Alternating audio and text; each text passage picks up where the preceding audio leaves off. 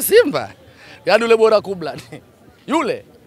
Yaani unacheza kwenye derby ndio mchezaji unategemewa. Unaingia, unapigiwa pasi unageuka kama gari lilokata center bolt, bro. Unabaki unagadi mpira. Yaani anagadi mpira then what? What next? Yaani striker unapopewa pasi first kabla hujapigiwa pasi usha detect kwamba hapa nina upenyo wa kugeuka. Lakini mwisho wa siku anapewa pasi anageuka kama ile treni inatoka Pugu ile inaenda Kariakoo ile asubuhi ile treni ile. Ile treni unajua? Ile ilipewa jina la treni ya Mwakembe ndio. Treni ya Mwakembe. Yaani alikuwa kama treni ya Mwakembe. Kobisi miguu ina nguvu jitu kubwa kama hawafu. Unajua wanamuita Kobisi. Nampenda sana yule mwamba anaigiza Kombolela pale Azam. Muangalie Pacome Zouzoua. Hawana striker kwanza, chana Pacome. Simba hawana striker. Waende sokoni wakatafute striker. Hii masuala ya Mohamed Dewji kufinyia pesa mfukoni ndo haya sasa. Wanafinyia pesa mfukoni leo ndo wamemleta Ateba sasa. Yaani unatoa mgonjwa unaleta maututi. Bro. Yanga anatoa Dube ambaye alikuwa unajua Dube alikuwa anaumwa, alipata majeraha ya nyama za paja. Akaambiwa kutokana na experience yako ulionayo kwenye dabi mwafunga Simba ukiwa Azam. Nataka na leo ukacheze au pressure tu. Yaani you just go there to pressure. Nisikilize naongea Kiingereza usiniingilie. You should go there to pressurize them. Yaani just keep them pressure. You know what I'm saying? Yaani wape tu pressure. Na kweli alikuwa anawapa jamba. Lakini baadaye chuma kinaambiwa okay. Toka sasa kazi yako imeisha. Anaingizwa kijana mdogo, mbichi. Mtoto amezaliwa jana yule, bado ametoka kunyonya maziwa yule. Anda Zamalek. Ameingia kwanza akawa fanya dribbling ya hatua tatu. Wewe umewahi kuona dribbling ya hatua tatu? Kuna dribbling zile za karibu afa Pacome Mpanzu zile za kukata majaruba. Yeye alikuwa anapiga tatu kwa sababu akiangalia anamuona mweupe kabisa, mtu mweupe kabisa anamfuata yule. Anamwambia kabisa yule nani, Chemalone. Wewe Chemalone uniwezi kichawi, uniwezi kiserikali na wala uniwezi kimpira. Nipe mkono tushindane. Akamwambia nipe mkono tushindane. Akampindua iko moja mpaka nikakumbuka ile Jeshi Onyango na Kisinda ile. Unaona bwana, bahati nzuri tu walikuwa wako pembeni sio kwenye penalty area. So to me naamini Yanga mbali ya kuwa na wachezaji. Sasa hivi Yanga Africans wanapaswa kuboresha kikosi.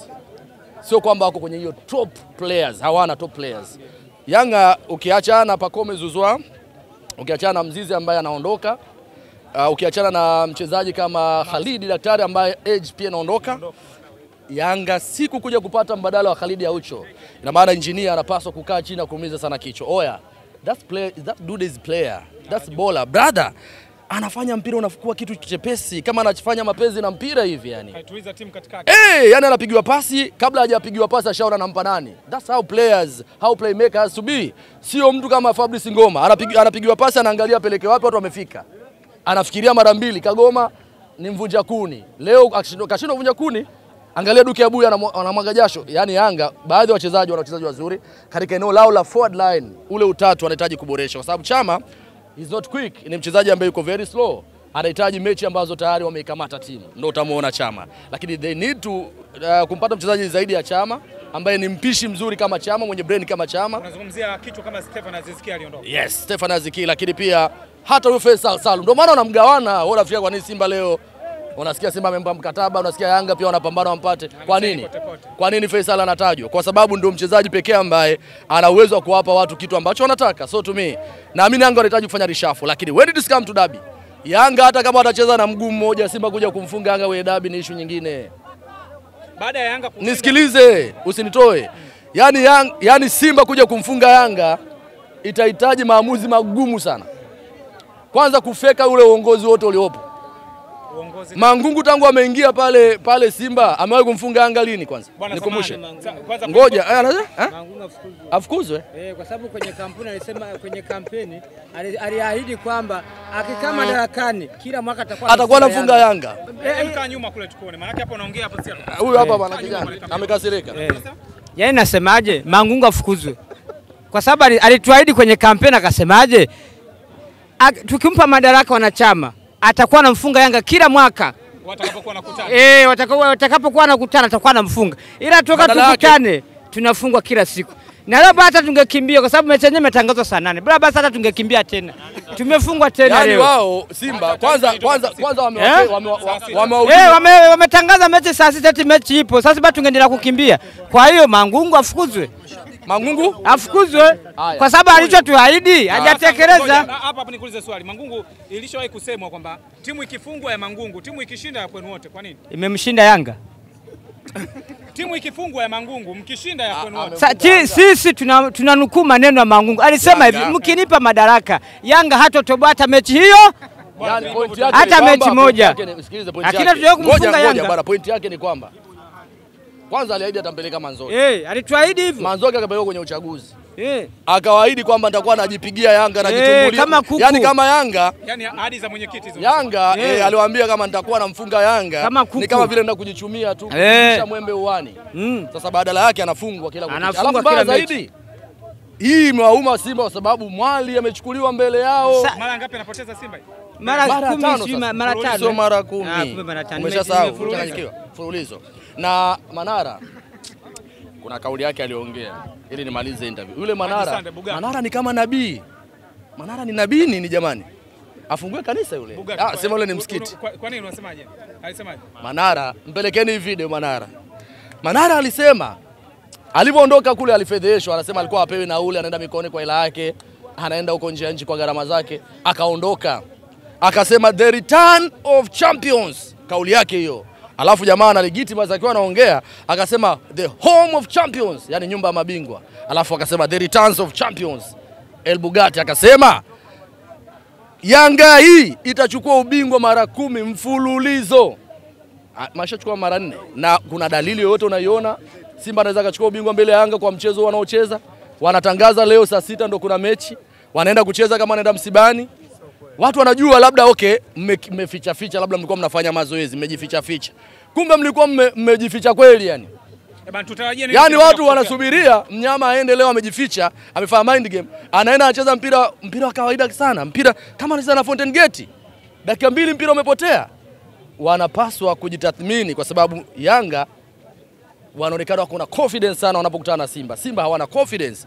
Sasa kama angecheza kama alivyocheza na RS Berkane, unafikiria mechi ingekuwaje? Si leo Yanga kidogo angepata shida pale. Lakini leo ameenda kucheza kawaida tu, ameitupa game. Wanaumiza wa mashabiki wao ambao wanatoa viingilio, sababu wao wanalipa viingilio, wanasafiri kutoka mbali. Kwa unasema Simba kushinda tena kwa Yanga inabidi wasafishe kwa Yanga hata kama wanacheza na mguu mmoja kama Kiwete, Simba hawezi kumfunga Yanga Afrika. Bwana tumalizie. Paka wafagie. Naomba niondoke bwana. Tunamalizia tulikuwa tujamzungumzia Profesa. Pacome Zouzoua sasa ni MVP. Waligia. Nafuta kauli yangu.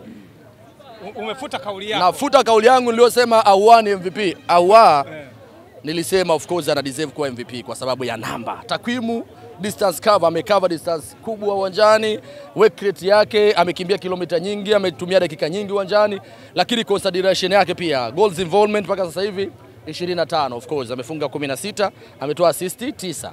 Lakini kwenye kuhusika kuisaidia timu moja kwa moja kuchukua ubingwa ndio kipengele ambacho kinaenda kumnyima tuzo ya MVP kwa sababu wale wanaofanya hiyo kazi, watu wa kamati, wao wanaangalia kwanza umeipa timu nini? Umejipa wewe, umejinufaisha wewe, si ndio? Umehusika kwenye magoli mengi, hizo ni namba zako ambazo zitakuongezewe CV pale ambapo vilabu vingine vinakuhitaji.